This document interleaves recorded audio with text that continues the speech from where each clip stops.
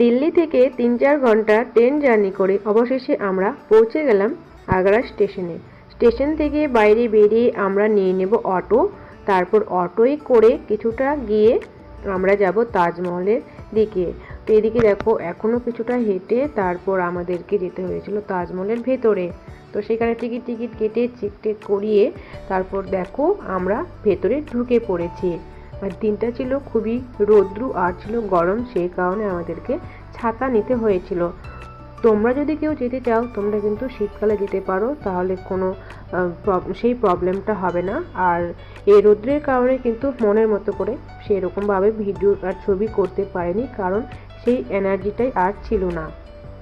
ছোট থেকেই খুব ইচ্ছা ছিল তাজমহল একবার হলেও দেখব, তো সেই ইচ্ছেটাও পূরণ করতে পেরে খুবই ভালো লাগছিল। তো এদিকে দেখো তাজমহলের চারপাশটা ঘুরে তারপর পেছনের দিকে যমুনা নদীটা একটু তোমাদেরকে শেয়ার করে দিলাম। আর অনেকটা বড় এরিয়া, তাই একটু আমরা বসেও ছিলাম, তারপর গল্প করছিলাম। তো যাই হোক, বেরিয়ে টেরিয়ে এখন কিছু হালকা খেয়ে দিয়ে তারপর বাকি যে নিদর্শনগুলো রয়েছে সেই ভিডিওগুলো তোমাদেরকে শেয়ার করব। তো আজকে ভিডিওটা এই পর্যন্ত, কেমন হয়েছে কমেন্টে জানিও।